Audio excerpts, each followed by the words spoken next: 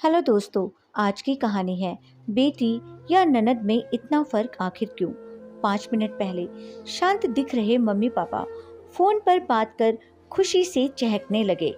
Dining room में नाश्ता कर रहे अपने बहू और बेटे के पास आकर बोले, कल सुनीता आ रही है।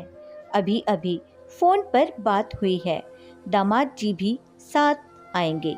रोहन, तुम कल दोपहर 4 बजे एयरपोर्ट चले जाना, दोनों को लेने। इस सुनीता को और कोई काम नहीं है क्या? जब देखो तब आ जाती है यहाँ पर। मैं नहीं जा पाऊंगा, मुझे और भी जरूरी काम है। क्या वो टैक्सी करके नहीं आ सकती यहाँ तक? रोहन गुस्साई आवाज में बोल पड़ा। अपने बेटे के मुंह से अपनी बेटी के लिए ऐसे बोल सुन माँ एकदम दंग रह गई। अरे तबीयत तो ठीक है ना तेरी? कैसी पागलों की तरह बात कर रहा है। घर में 2 गाड़ियां होते हुए बहन को टैक्सी में आने के लिए कहता है। माँ बोली, रहने दो, मैं खुद जाकर ले आऊंगा अपनी बेटी को। करने दो उसे अपना काम। अभी सुनीता का बाप जिंदा है और मैं नहीं चाहता कि मेरी बेटी को उसके ससुराल वालों के ताने सुनने पड़े कि इकलौती बेटी होते हुए भी उसे लेने गाड़ी नहीं भेजी या उसके स्वागत में कोई कमी रह गई। पापा ने बेटे को अपनी नाराजगी जताते हुए कहा, आप दोनों समझते नहीं हो मम्मी पापा। वो जब भी इस घर आती है तो सारी दिनचर्या बिगड़ देती है। वो तो आराम से बैठी रहती है किसी महारानी की तरह। हम सबको उसकी आवभगत में लगना पड़ता है।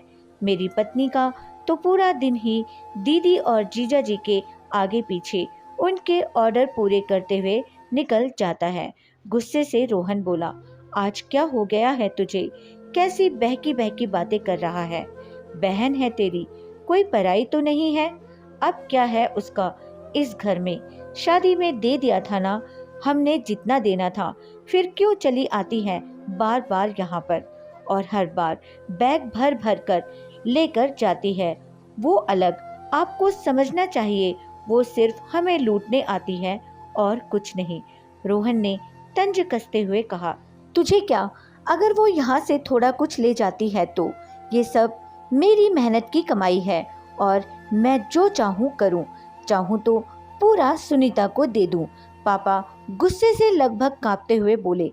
अब रोहन अपनी आवाज धीमी करते हुए बोला, मैं कहाँ कुछ नई बात कर रहा हूँ मम्मी पापा।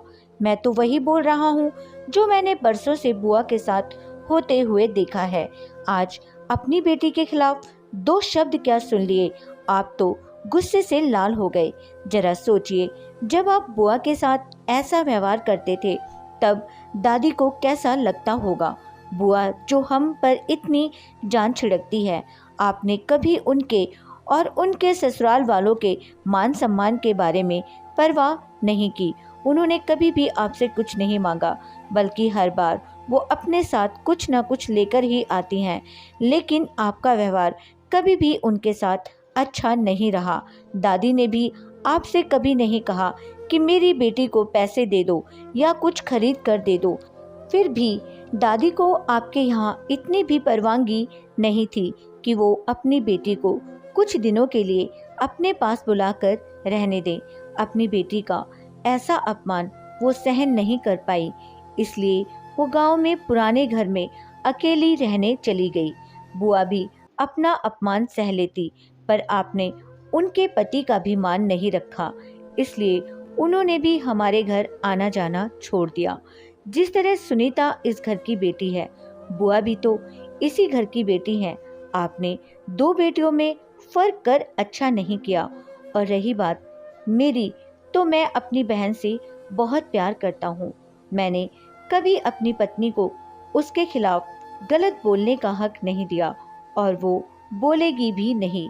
मैं खुद जाकर उसे ले आऊँगा, क्योंकि मुझे मेरी बहन पर गर्व है और अपने अच्छे भाई होने पर भी। हो सके तो मेरे इन कटु शब्दों के लिए मुझे माफ़ कर देना।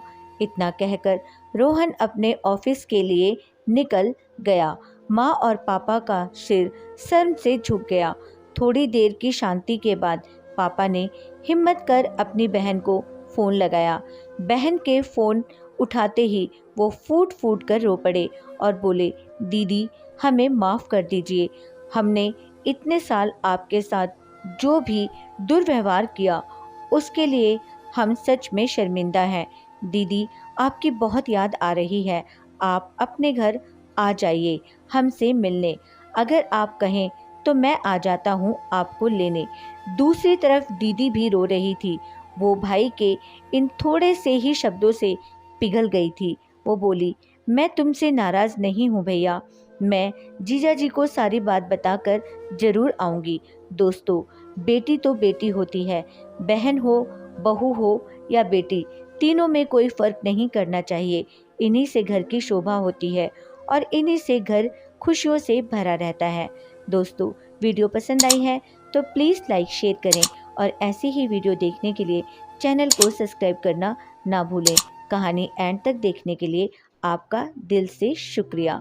Thanks for watching.